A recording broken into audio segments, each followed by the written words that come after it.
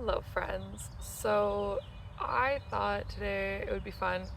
I want to give little breaks between the vlogs, partially for myself, partially for you, partially just because I want to have fun and do lots of different things on here and yeah, just explore lots of different avenues. I'm sitting in my yard right now. We'll see how long I last before I have to put my sunglasses on. You know, when I'm filming vlogs and when I'm editing them, like I feel really silly when I have my big ass sunglasses on my face. So I'm gonna try and last as long as I can. I'm also gonna try and feel as ignore any awkwardness I feel over my neighbors being able to hear me. But it's just so beautiful out. It's like it's supposed to hit like 30 degrees today, and I wanted to be outside as much as possible. Before we dive into this whole thing with books, I have a couple disclaimers, things that I want to just like talk about in advance.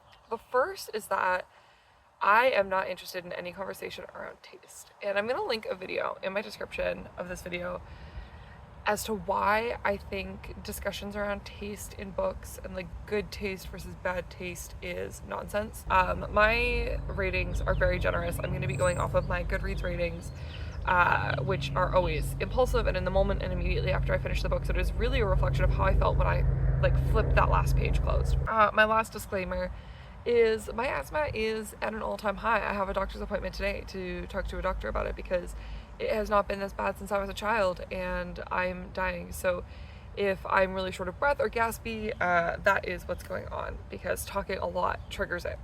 And talking a lot outside really triggers it, so we're gonna have fun here. Anyways, all that being said, I have read 62 books so far this year. It is July 6th as I'm filming this right now. I know that my reading is going to slow down a little bit over July and August because the majority of my reading is through audiobooks when I'm doing chores and when the baby's napping at work. The big kid being home from school for the summer, I will not have the same kind of audiobook time in my workday that I used to. Anyways, I have all my notes. I spent 3 hours working on this last night. Hopefully this video is not 3 hours long because editing it will make me want to die if that's the case. It's the first book I finished in 2024. I think I'd actually started it on New Year's Day, I think. I finished it at work, but it was 5 Survive by Holly Jackson. I gave it 5 stars on Goodreads, and it was so entertaining. It was my first thriller in a really long time. It was so much fun, and it was a YA thriller, but like, I don't know, I felt like the violence was really, really well done. The fear was really well done. I don't get spooked. Like, if you're looking for guidelines on what books are scary and what books aren't, I am not the girl to go to because I have a very strong stomach and I'm very desensitized. I grew up like watching the worst horror growing up. So yeah, I'm not the person to ask on that, but it was really clever. I really enjoyed, like I'd figured out the ending pretty quickly. I think about 35% of the way through the book, I'd figured out the ending and like who had done what and how, or who had done what and why, but I hadn't figured out how. So I love that because I read so much, I tend to figure out the plot twists pretty quickly. I also watch a lot of movies, so yeah, I really enjoyed that one. The next book that I read this year was Icebreaker by Hannah Grace. I also gave this 5 stars on Goodreads. I did not expect to like this book so much. Like, I was blown away. It was so cute. The consent, oh my god. And as a dark romance reader, consent is like, it doesn't exist in most of the romance that I read. The consent in this book was fan-fucking-tastic. I loved it. After that, because I enjoyed Icebreaker so much, I immediately sought out Pucking Around because I'd heard so much about it. I'd seen so many TikToks about it. I was off TikTok at this point, but last summer there was like so much around Pucking Around. I think I gave this 4 stars on Goodreads because I was annoyed with the ending. So like I said, like my Goodreads ratings are very much like an impulsive in the moment, how I feel when I finish the book. I didn't love the ending of the book. I was so deeply in love with Caleb. Like, I want a standalone book just about Caleb. He is like my favorite of the boys for sure. The spice scenes were so good. I read this book in January and I still think about some of the scenes in this book. Like, oh my god, it was so good. The next book I read was my first nonfiction in years, and it was Unmasking Autism by Dr. Devon Price. I fell in love with Dr. Devon Price reading this book. I gave it 5 stars on Goodreads, and I read this because I am autistic. I have severe ADHD, but I regularly do tests to see if I'm autistic because I'm surrounded by autistic people. Like, I cannot overstate how many autistic people I love and have in my life. I want to be the best person and partner and sister to all of these autistic people in my life. So when I saw this book, I was like, I have to read this. And I genuinely think this book should be required reading if you love an autistic person. It is beautiful. It is fantastic. I really enjoy Dr. Price's perspective on things. I don't remember what pronouns they use, so I'm just going to use they, them, because I know their pronouns have shifted a few times. I do follow them on Instagram, but obviously I'm not on Instagram anymore. And I really, really enjoy their politics, their attitudes, and their approach to things. After reading that, I immediately went and sought out Laziness Does Not Exist, because I didn't realize they were by the same author until about halfway through Unmasking Autism, where they referenced Laziness Does Not Exist. And it's a book that I have referenced and had referenced to me a lot. It's a phrase that I've used in my work as a nanny, where parents will talk about their kids being lazy, and I have to remind them that, like, laziness is a symptom of something. It's not... Oh.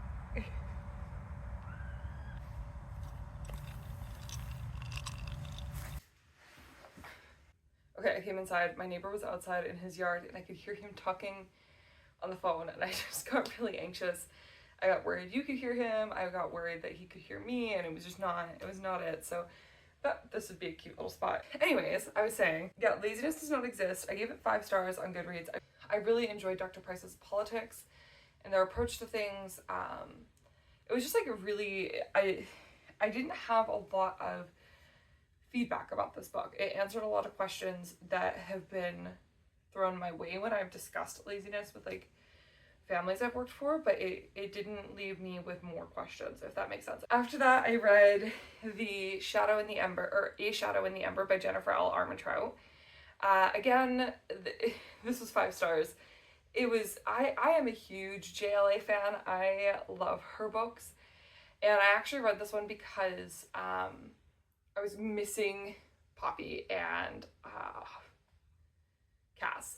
I put off reading this one because I was really worried that it was going to be the same thing as From Blood and Ash, because if you haven't read it or you don't know, From Blood and Ash takes place kind of in the current era of that world, and Shadow in the Ember is, or Fire and Flash is the series title. The Fire and Flash series takes place, like, historically. It's like the backstory. It's a prologue. I cannot remember the word right now, but, like, yeah, it takes place like 1,000 years before the events of From Blood and Ash. And it's basically just, like, validating that history is repeating itself in a lot of ways. I liked this so much better than From Blood and Ash. I thought Serafina? Oh my god. Literally, this is how my brain is. Like, I cannot remember anyone's names. But I thought Sarah was a far better female main character than Poppy. Poppy has her badass moments, but I just find her frustrating. Just, like, in her naivete. And I realize that's part of her character, but I found her frustrating in a lot of times. So I read that one, and that one's 5 stars. And then I read A Light in the Flame, and I also gave that one 5 stars. I read these 2 back to back. Light in the Flame is the second in the series, so it's all a blur. I don't remember what events occurred in which book, but I know that I really, really loved both of them, and both of them got a 5 stars on Goodreads, and I was pissed that the audiobook of the 3rd book was not on Everand, and it still isn't, and I'm real mad about it. At this point, so everything up to this point has been audiobooks, because since December 23rd, 2023, I had been doing the goddamn tandem read for Throne of Glass on paperback. So everything else was audiobook. And when I say this, I mean every moment I had that I could be reading paperback, I was not listening to audiobooks while baby was napping. I was reading my goddamn books. Like, if I wasn't doing chores, I was sitting and reading. And I'm glad I did the tandem read. So if you don't know, Throne of Glass, it's a 7-book series, and 2 of the books occur simultaneously. So you have 2 options. You can read one and then the other, or you can read them at the same time. And I chose to do the tandem read. The reason for this is the main character of Tower of Dawn, Cole. I fucking hate him. I cannot stand him. And the idea of sitting through 900 pages of just him made me want to scream. So I did the tandem read, and I'm really glad I did. I have no regrets about that. Love Sarah J. Maas so much. I loved the ACOTAR series. I'm about to start Crescent City. I love those books so much, but these books could have been so much shorter. The series could have been half the fucking length. We really didn't need Cole's book. We did not need a whole book of his journey. It could have been a chapter. I think, yeah, I gave Empire of Storms 5 stars on Goodreads, and I gave 3 stars to Tower of Dawn on Goodreads. Ace of Spades by Fadira, I'm going to pronounce her name wrong, Farida Bike Imedi? I'm so sorry. I spent so long trying to figure out how to pronounce her name when I was writing this last night. I gave it 5 stars on Goodreads. It was so much fun. It is described as Gossip Girl meets Get Out, and it is on the nose for that. I almost wish I hadn't been given that description. And I'm sorry if you haven't read it and you just got that description, because it gave away some of the ending for me, because I figured it out pretty quickly what was happening in the grand plot of things. But that being said, I loved this book. Oh my god, I loved this book. The female main character's obsession with Blair Waldorf and Gossip Girl, and that, like, I don't even know, if I'm remembering correctly, I don't think they explicitly called it Gossip Girl, but like that kind of idea. Her obsession with being the it girl, the hot girl, the cool girl, and the subtlety of some of the plot aspects was just, oh my god, so gorgeous. I wish I could read this book for the first time again. Like, I was jaw on the floor, sitting in the car waiting to get out, because I needed to finish the chapter I was on. Like, I was not getting out of the car until I finished that chapter. Here I read My Best Friend's Exorcism by Grady Hendrix. I gave this 4 stars on Goodreads. And I think I fucked up with Grady Hendrix. I really do. Because the first of his books I ever read was Southern Book Club. And then after that I read Horror Store. And I swear those are his 2 best books. By far, he gets the horror down. Those books, Southern Book Club, made my skin crawl. It made me feel physically ill. Like, he captured horror in such an amazing way, and body horror and ick, and just like, oh, every book since those 2, they just don't hit. They just don't hit. I really enjoyed My Best Friend's Exorcism. It was a lot of fun. I really enjoyed the Magic Mike pastors, basically. I enjoyed the 80s vibes, the aesthetic. I really enjoyed a lot of that. I love anything around Satanic Panic. So, you know, there were a lot of aspects of this book that I really enjoyed. It fell a little flat for me because I can't help but compare it to his other work, and I just love those 2 books so much. After that, I read Animal Farm by George Orwell. Now, I gave this 5 stars on Goodreads. I really enjoyed this book. I picked up Animal Farm because Orwell is one of those authors that gets thrown at me in conversations around politics, where people will find out how far left I am, and that I do agree with communism as a theory and hopefully as a practice one day. And people will love to throw Orwell at me, and I've never actually read Orwell, and so it left me in this position where I had no counterpoint, I had no argument, I had no perspective on these books because I'd never read them. So I listened to Animal Farm, and I really, really enjoyed it. I feel like, and the same can be said for 1984, but when we get to 1984, I have a different perspective and opinion on that one in particular. I feel like Orwell is an author that a lot of people read the Cliff Notes version or the summaries, or it's become this piece of cultural rhetoric so deeply that people assume they know what it is without having actually read it. Or they go into it reading it with preconceived notions and with an unwillingness to consider another option. Animal Farm was a brilliant representation of the way that the Soviet Union fucked up following Lenin's death, leading up to and following Lenin's death. I really enjoyed this book. I really enjoyed it, and I also feel like a lot of people missed so much of the nuance and didn't understand a lot of the history that Orwell was referencing. A lot of Orwell's work is a criticism of ideology as opposed to actual politics, if that makes sense. Hello, it is Kayla from the future. I'm editing this and I realized that my anxiety got the best of me while I was recording this review. And that happens because I feel like I am such a baby in these conversations and in the subject matter. I feel like I have so much to learn.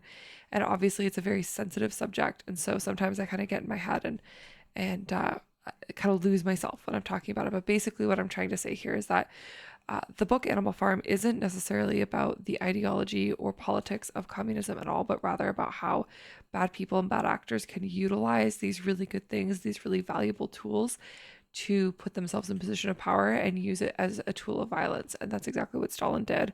And there's a lot of ways that USSR history could have gone completely differently. And obviously it didn't. And that's exactly what Orwell is writing about in this book, in the journey of the animals going from overtaking the humans and the two or four legs good, two legs bad, and then evolving to four legs good, two legs better being the end motto when the book ends. Like that's like the line that the book ends on. It really is just a representation of how power corrupts, but it's not necessarily about the ideology or the politics of communism. It is more so about individual people utilizing those ideologies to get into positions of power and use it as a tool of violence. So that's what I was getting at. If that makes a little more sense than my ramble in the video, probably not. Like I said, I'm a baby at the subject, and I am very much still learning. After that, I had a wild ride of perspective. Now, my brain was already in a very political place after reading Animal Farm, and I read Mr. Mercedes by Stephen King because my friend was really on a Stephen King kick and really enjoyed the series and told me I should read it, and so I did. I hadn't read King in years. But so I read Mr. Mercedes, and I gave this 3 stars on Goodreads. I had really complicated feelings about this, and I still don't entirely know how I feel about it. King uses language really intentionally. Like that is something that he does, especially when he's sober and he's writing. His use of language is very intentional. I feel like people give him a lot more credit than he's actually due as a writer. I don't think he's actually as fantastic of a writer as many people think he is or claim he is. This book was fine. It was a police procedural. I didn't enjoy any of the characters, and I wasn't meant to enjoy any of the characters. I really just liked how he wrote the one woman in the entire book. And then the biggest thing that I wish I had had some preparation on was the use of language, specifically racist language. You have one of the main characters, the bad guy, using the N-word with the hard R regularly, repeatedly, and aggressively throughout this book.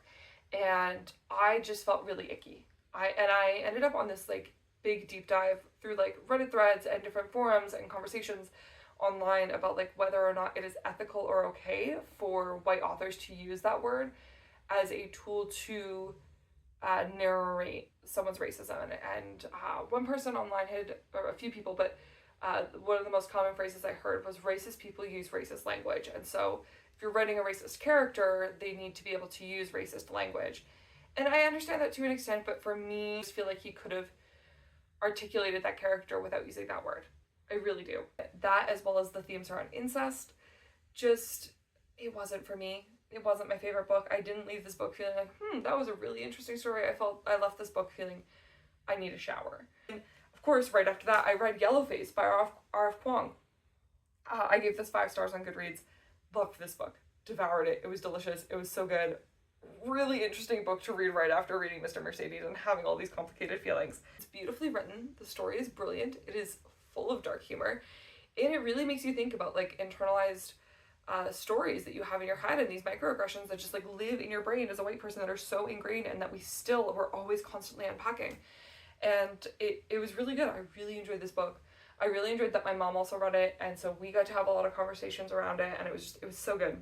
And then the third book in this weird conversation around race that I ended up in internally within myself, I read His Little Red by Vivi Page.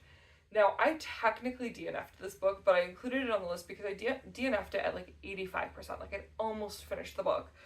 And I gave it 1 star on Goodreads. The book itself was garbage. The smut was not good. The plot was not good.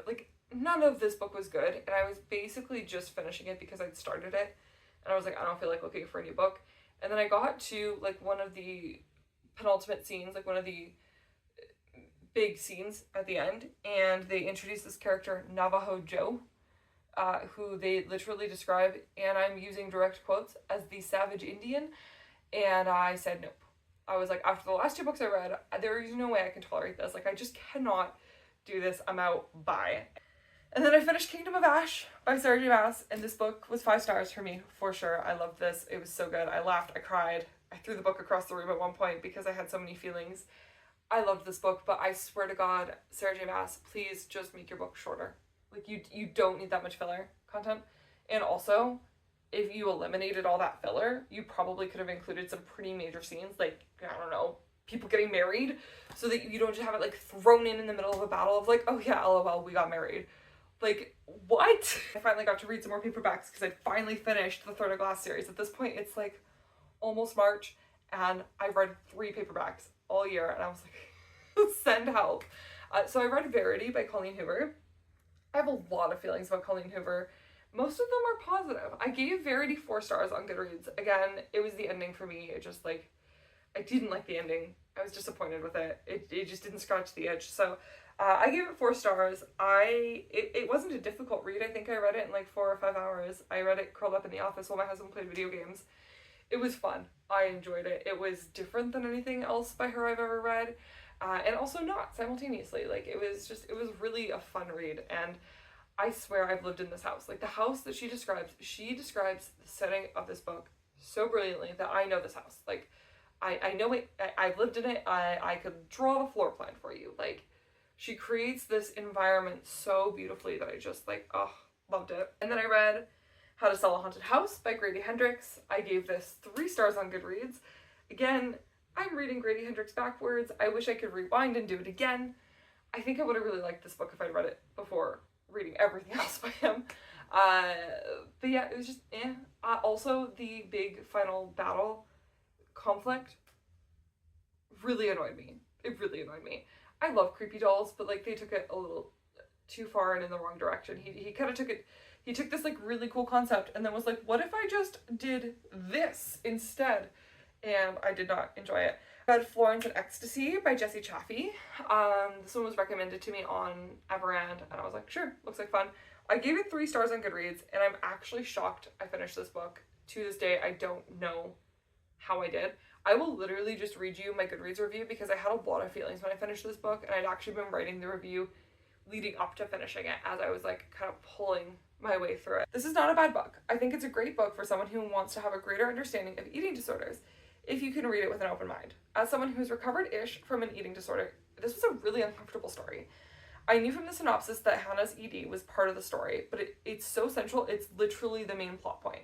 And her experience and perspectives hit really hard. A trigger warning in the beginning of the book might have encouraged me to hesitate before reading. I feel like so much of this book was taken up by Hannah's obsessive thoughts around food and her body.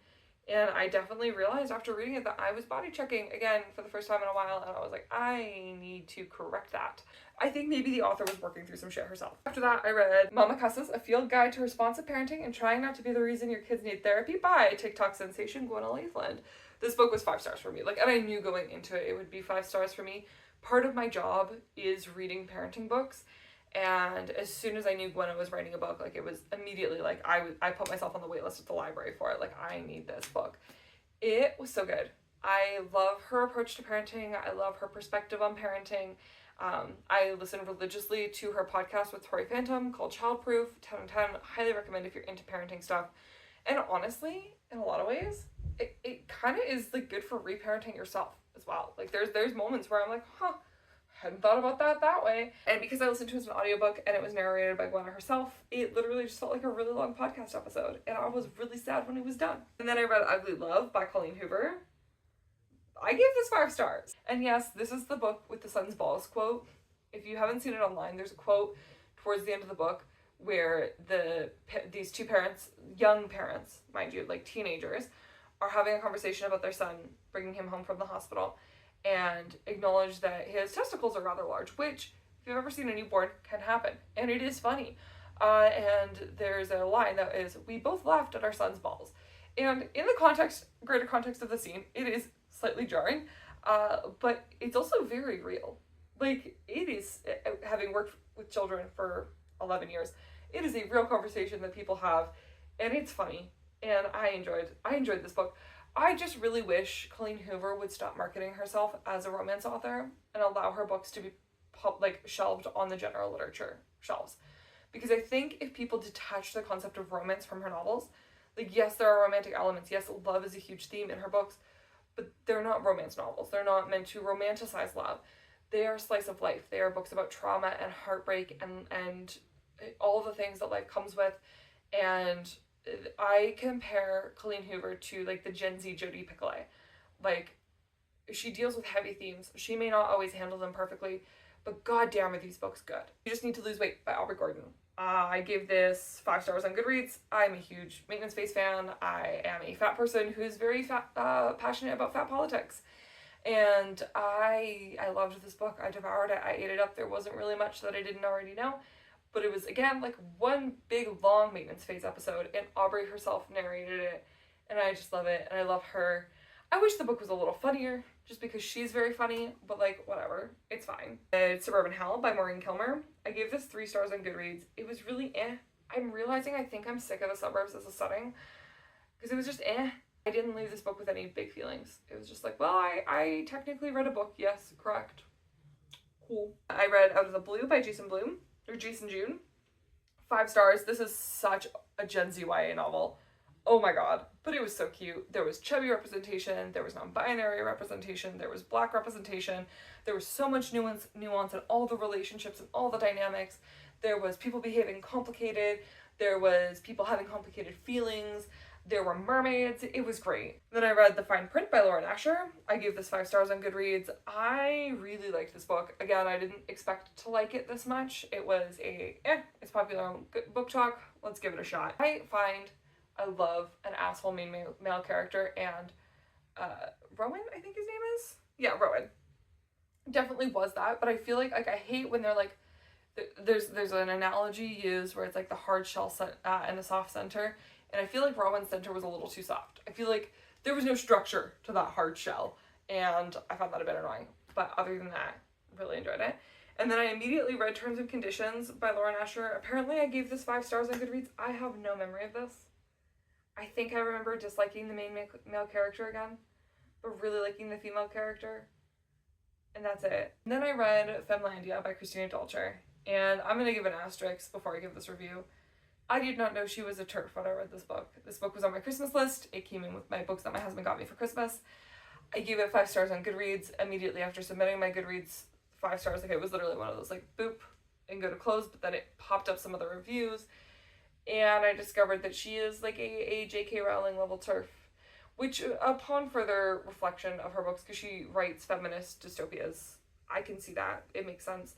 But I did not know that going into it. So, yeah, I really enjoyed the book. It was a great thought experiment. Will not read any of her books ever again. Will not financially support her. And I will not recommend this book to anyone else. And then I read The Perfect Marriage by Geneva Rose. I gave it 3 stars on Goodreads. It was fine. I needed the plot twist, like, 20 minutes into it. like I figured it out really, really quickly. It was fine. It was fun. It was a thriller. It was not a very thrilling thriller, but I feel like it would be for someone who doesn't read a lot of those kinds of books, who would be more surprised by it. Yeah, I didn't really like the ending either. I was really annoyed at the ending. So after that, I read Lolita by Vladimir Nabokov, and this is another instance where I'm just going to read you my Goodreads review before getting into more thoughts on it. I did give it 3 stars on Goodreads, and I have complicated feelings about that, and I'll explain it in a second. But basically what I wrote was, I have really complicated feelings about this book. I'm mad that it's so well written. While I never felt sympathetic for HH, I found it really interesting that how much I'd heard from others that the story romanticizes abuse, when I don't feel like it did. Yes, HH's telling of the story is romantic and poetic in his tone and prose, but never once did I find the story to be romantic itself, tragic or otherwise. To me, it read as a tale of abuse from the unreliable narration of the abuser himself. For anyone curious but worried about graphic depictions of abuse, there was only one scene, I believe chapter 13, that was deeply uncomfortable to read, and goes into detail about how HH pleasures himself to the touch of love. So not her actually touching him, but like just her legs being on him, and like his internal narration about it was really, really uncomfortable. Every other reference to his abuse is vague and told without any detail.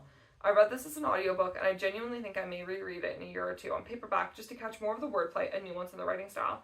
But for now, I'm just going to stare at a wall and process my feelings. I do still feel like I'm processing my feelings about Lolita. I think, I'm going to be honest, I think I gave it 3 stars because I knew other people were going to see my review, and I didn't want to be associated with giving this book 5 stars because the controversy around it. I read Lolita because of its references in My Dark Vanessa, and I loved My Dark Vanessa, and I was just curious about, her inspiration in it. And obviously, like, I am of the Tumblr era. I grew up around, like, Lana Del Rey's Lolita era. There's so many pop culture references to it. I felt like I needed to read it to really understand it. And like I said earlier, I have a really strong stomach for challenging content, generally speaking. And yeah, I don't know. I don't think this book is for everyone. I don't think I would recommend it freely to anybody, but I think that a lot of the anger towards it, while yes, there's criticisms, yes, it's problematic that it's abuse told from the abuser's perspective, And I think My Dark Vanessa is a really good, like, flip side to it. I really enjoyed that book as well. I read that one last year. I just think that the book is not as disturbing as so many people seem to relay it to be. And maybe it's just because I know a lot of people who experienced childhood sexual interference and abuse, very similar to Humbert's abuse of Lowe. And I actually had some really good conversations with those people in my life after reading this book, and my feelings and perspectives have shifted. But yeah, generally I feel like it's a book that didn't necessarily need to be written, but I also don't think anyone's a bad person for reading it. Unless they're a man. I think if a man reads this, I'd have different feelings. Especially depending on what his perspective was coming out of it. But yeah, I don't know. I still don't know how I feel about this book, and I still need to think about it a lot. And I do think I'm going to reread it next year, possibly, or maybe in a couple of years. We'll see. We'll see where life goes. After that, I read Bullshit Jobs by David Graeber. I had been on the waitlist at the library for this for 6 months. Like, I waited so long for this book. I gave it 5 stars on Goodreads. I am obsessed with David Graeber now. Love him. Love his politics. Love everything he wrote in this book. This book gave me a lot of the actual numbers to articulate my feelings around work. I'm not full-blown anti-work, and I'm pretty blessed to work in a job that I feel is not bullshit, and I feel like genuinely offers a lot of value to the world. But I also do struggle with, like, how much time parents spend working when they could be spending, if I were in their shoes, I would want to spend it with my kids. But genuinely, like, I just loved this book so much. And then I read Dopamine Nation by Anna Lembecki. I gave this 2 stars on Goodreads, and again, I'm going to read my actual Goodreads review because I had a lot of feelings when I read it. And I put, do not read this book if you are struggling with an eating disorder or self-harm. Part of my disappointment in this book is rooted in my own misunderstanding of the premise. I genuinely expected Lemke to focus more on phone, social media, and TV addiction. Instead, this book felt like Puritan propaganda for abstinence at all costs. It was really disappointing to read an addictions counselor completely disregard the abundance of evidence that shows safe supply is the best harm reduction method when it comes to addictive substances. The almost obsessive focus on her patient who struggled with compulsive masturbation felt really icky. He got far more page space than any of her other patient stories, and opening with the story about his masturbation machine with such a tone of shock and disgust was really gross coming from someone who's supposed to be a safe, judgment-free space for her clients. The biggest ick for me personally is her complete lack of understanding of fatness and disregard for the harms of eating disorders. The amount of times she stated and or implied the only cause of fatness is food addiction is not only wrong, but deeply harmful to so many fat people who have been struggling with other addictions and not receiving proper treatment because professionals focus way too much on our weight rather than our other health issues. Wow. Today's not a day for me to be reading out loud. I'm so sorry. She exemplifies more than one patient with eating issues, but one in particular that developed an eating disorder under her guidance and encouragement. She quotes and elevates individuals who participate in intermittent fasting with the direct quote, "I starve myself 2 times a week and eat like a pig the rest of the time," as like a positive. She has a massive misunderstanding of labor politics and states multiple times that lower income individuals have more free time than high income individuals, which is statistically so incorrect. This book reads like a highly privileged woman whose greatest hardships have been a less than stellar relationship with her mom and her weird shape around romance novels, writing about people who also experience a lot of privilege and calling it research on addictions. She doesn't seem to work with individuals in the depths of devastating addiction. She works with folks who have compulsive behaviors or are in recovery from mild to moderate addictions. Ultimately, I'm deeply worried this book is going to do more harm than good for individuals who are experiencing the devastation of addiction to illicit substances by spreading the false idea that addicts just need to suffer more in order to get better. Yeah, that's all I'm going to say on that book. It sucked. I don't recommend it. I read Genderqueer by Maya Kobabe. I gave it 5 stars on Goodreads. I read it because the uproar I saw from conservative parents online. It was delightful. I really enjoyed it. It also gave me some different perspective on my own relationship with gender and other people in my lives' relationships with gender. I just really enjoyed this book. Then I read The Beast by Katie Robert. I gave this 5 stars on Goodreads. It was my first Katie Robert, and I didn't realize it was in the middle of a scene, but oh my god, I want more. If you want Belle getting spit roasted by Gaston and the Beast, that's all I need to say. This book was great. It was pure smut. It was excellent. I loved it. I read What We Don't Talk About When We Talk About Fat by Aubrey Gordon. No one can tell me I don't have range, okay?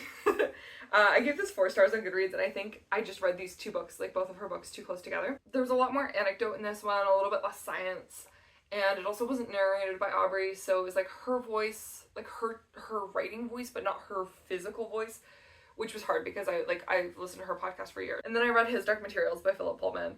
So I gave book 1 5 stars, book 2 4 stars, and book 3 5 stars on Goodreads. And I don't believe that these books should be reviewed separately. I don't think that they are 3 separate books. Like, they are one book separated into 3 different editions. It was fantastic. I devoured this book. I think Amber Spyglass, so the 3rd book in the series, was my favorite because the world that the Doctor goes into is just so fucking cool and interesting. And that was my biggest disappointment with the TV show. So I watched the movie immediately after reading it. Knew I would be angry about it. Was angry about it. And then found out that there was a TV show done for HBO called His Dark Materials, and it is fucking fantastic. Lin-Manuel Miranda plays my favorite character. Love him. Loved this book so goddamn much. It was so good. And the show, oh, so good. Priory of the Orange Tree by Samantha Shannon. I gave this 3 stars on Goodreads. It was fine. The only reason I finished this book was because my husband was attached to the world building of it. He bought the book for me because he wanted to learn about the world building, because he's a massive nerd, but he's not a reader. And so I did read it. I did finish it. I feel like this book was really lacking something. The characters felt very flat. I didn't end up attached to any of them, so by the end of the book, I didn't really care what happened. I wasn't invested, and for a 800-page book, I wanted to be more invested. Yeah, I just didn't love it. The world building was cool, the environment was cool, the politics were cool, but that was about it. I left this book feeling really disappointed and feeling very much like it just could have been so much better, you know? And then I read Satan's Affair by H.D. Carlton. I saved this series, this one and Molly's Where's Molly, for when I was missing the Cat and Mouse duet, because I've read those books a few times. I gave Satan's Affair 5 stars. It was so cool getting to see book 1 of Cat and Mouse from Sibby's perspective. I love Sibby. I think she's great. Also, I would never in real life want that many dicks around me, but oh my god, Sibby's henchman. It's great as a fantasy, I'll tell you that much. And then I read Where's Molly by H.D. Carlton. Again, 5 stars. I really can't say anything bad about anything she writes because I devour it. And then I read Barbarian Alien by Ruby Dixon. I read Ice Planet Barbarians last year and I loved it. I gave Barbarian Alien 3 stars. I feel like maybe I just read too much smut back to back to back. I think that was part of it. But I also just feel like it was a lot of the same that Ice Planet Barbarians was. Like, and I get that, like, Liz has never seen an alien dick before, but, like, we already went through the shock and awe of the alien dick in the first book. Can we please move on?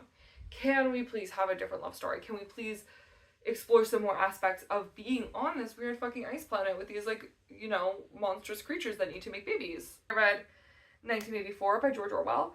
I gave this 3 stars on Goodreads, and I have a lot of complicated feelings about it. I don't feel like 1984 was as much of a critique of politics and ideology as people seem to associate it as. The world that Orwell built for 1984 is jarring. It is obviously political. It is obviously a commentary, but that is not the point of the story.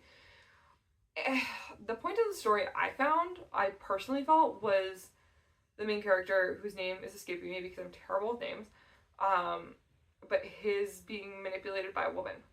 Because here's the thing, I felt Julia was very one-dimensional. I feel like she was a woman who existed just for her sex. I just felt like by the end of the book I wasn't interested. Like, I really had to, like, drag my way through the end of the book, and I could have DNF'd it, but again, this was one I was reading to have in my back pocket for arguments. I do plan on reading Julia, which is like a retelling of the book by a female author from Julia's perspective, and I think maybe if she has more nuance and dynamic to her, I think I would really enjoy it. And then I did Hitchhiker's Guide to the Galaxy by Douglas Adams, 4 stars on Goodreads. I think the way I wrote this last night is the best way I can describe this book. I wrote, did I understand what was happening 90% of this book? Nope. Did I have a great time reading it? Yes. And then I read How to Talk So Little Kids Will Listen by Joanna Faber and Julie King. I gave this 3 stars on Goodreads. I'm not a huge fan of gentle parenting. So, like, I like Mama Cusses because her approach is, like, responsive parenting. I don't love gentle parenting. I have worked in childcare for too long, and I've seen how what people perceive gentle parenting to be is raising really spoiled, entitled kids. I have really complicated feelings about it, but I feel like a lot of parents are so worried about traumatizing their children by saying no to them that they just say yes way too much. And I feel like How to Talk So Little Kids Will Listen is the textbook to that. I feel like there's expectations to have conversations that are way more nuanced than the brains of the children that they are writing for supposedly are able to process. And I really struggled with this book. I recognized that the characters they were bringing in from their like support groups were amalgamations of various people that they'd worked with over the years. But there was one particular character, Tony, who I just found so, like, I just felt so sorry for whoever they worked with in their support groups that inspired this caricature. Because they wrote this person as like this like entitled, uptight Karen who just wants to beat their kids. And that's not most parents, and that's even parents who are shocked and dismayed by this parenting style.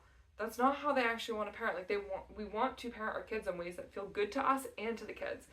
And I just feel like How to Talk So Little Kids Will Listen is very much encouraging you to let the children run the show.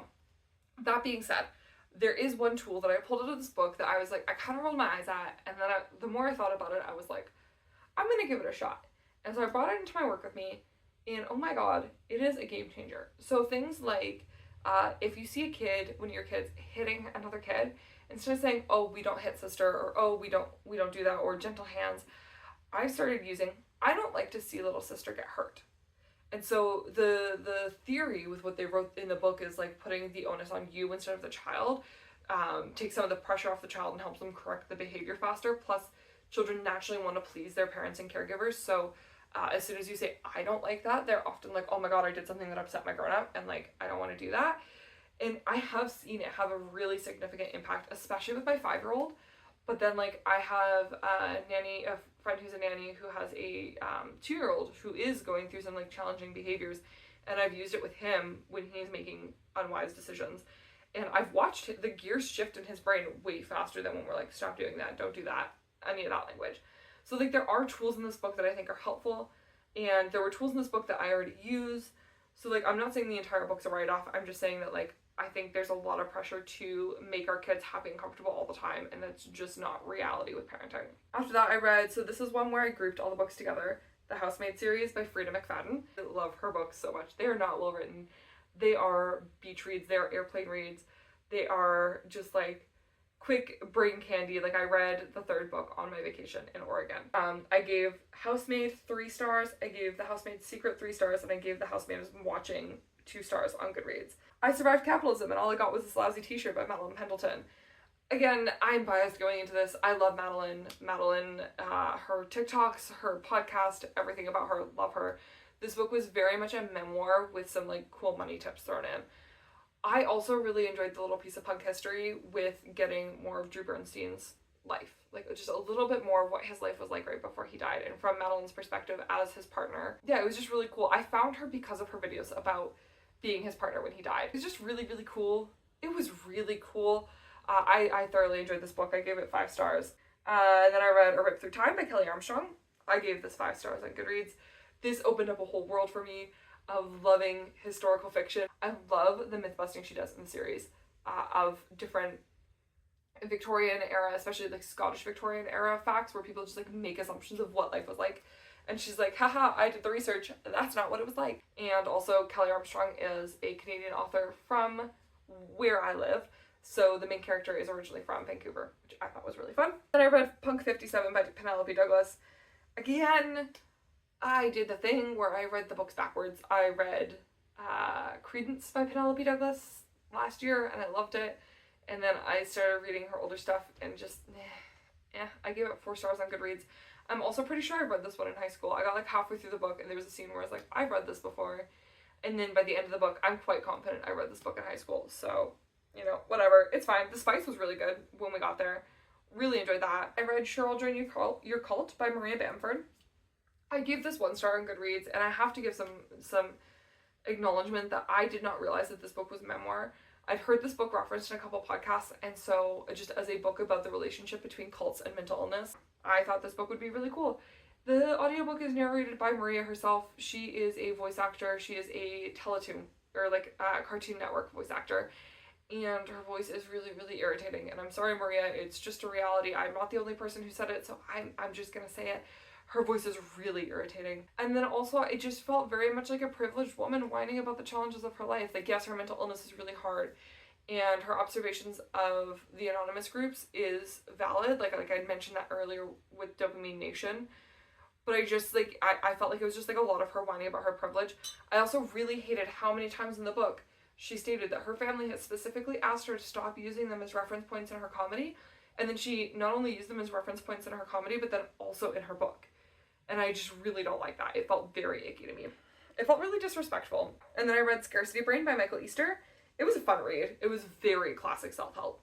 I think the biggest thing, like when I was reading the other reviews on Goodreads, is a lot of people went into this book expecting him to be an expert.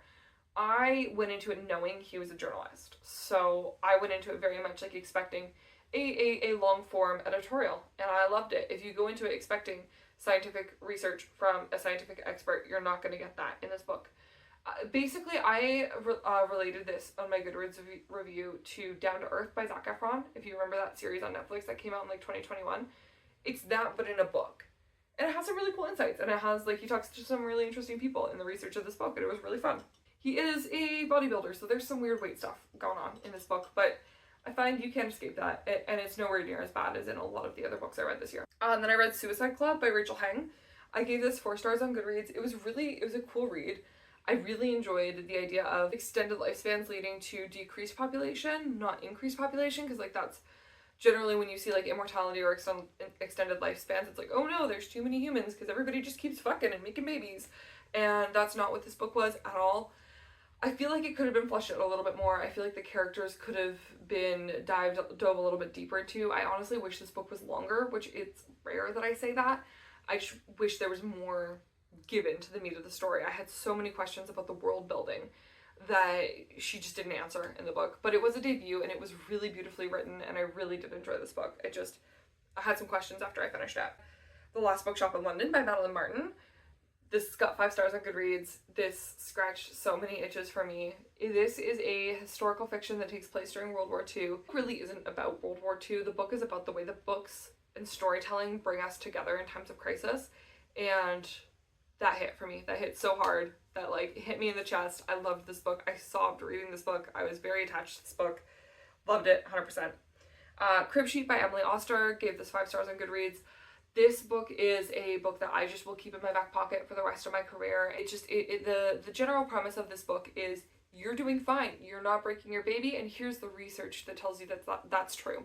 The Wife Upstairs by Rachel Hawkins got 2 stars on Goodreads. It was marketed as a retelling of Jane Eyre. It was like a loosely inspired thriller, really, with way too many plot twists. Oh my god, I could not keep track of the plot twists. I lost track of who was fucking who was screwing over who. Witch's Guide to Fake Dating a Demon by Sarah Hockley. 5 stars. This was so cute. Definitely a fall book. I wish I hadn't read it in early June. It was so cute though. This made me fall in love with the fake dating trope. I'd never really read that before. Loved it. So here for it. The Authenticity Project by Claire Pooley got 4 stars on Goodreads. I got this book because I wanted something really positive and uplifting and just like with this like sweet wholesome story, and that's what the synopsis told me it was going to be. Really, it was a complicated book about complicated people making complicated decisions in a complicated time. Like, there was so much complication in this book. Like, that is the only way I can describe this book. I loved it. It was so good. It lost a point for me just in the ending. The ending was a bit cliche. I was a bit disappointed with it. It could have been better, you know? But it wasn't bad. It just could have been better. Extremely Online by Taylor Lorenz. This book it's marketed as the untold history of the internet and social media. Really what I felt like it was more was like the untold history of labor rights as content creators. And I thought that was really cool. The lengths and like fight that content creators have had to go through to make money in this industry, to be paid for their labor. I thought it was so cool. As somebody who's like so fascinated by labor rights and money and like all of these different things, I loved this book. It's just like a more optimistic, hopeful look on social media and phones than I generally consume or personally feel, so that was cool. Then I read Death of a Bookseller by Alice Slater. This got 5 stars on Goodreads. Loved this.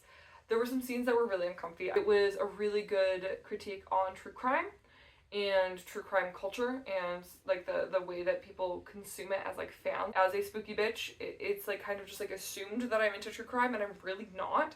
I find it really uncomfortable. And at the same time, my mom is a huge true crime fan. She really enjoys it. She listens to a lot of those podcasts. So I have a lot of conversations in my world around it, and I really enjoyed this book. I really enjoyed the perspective on it. Loved it. Come As You Are by Emily Nagoski. Gave this 5 stars on Goodreads. This is what I wish sex ed looked like. This book was fantastic. I did see on Goodreads that a lot of people really struggled with like the chatty nature of the book and her use of like millennial language. She does use the phrase realsy for realsy real more than once. She uses a lot of metaphors in the book. But personally, I think that that is really valuable because the target audience for the book that the people who need this book more than anyone else are so uncomfortable talking about sex and talking about it in a really casual, sex positive way. So talking about things from a like in a metaphored language is really, really helpful. It also gave me some metaphors that I'm going to take into my real life. The chapter on desire non-concordance was awesome. Arousal non-concordance.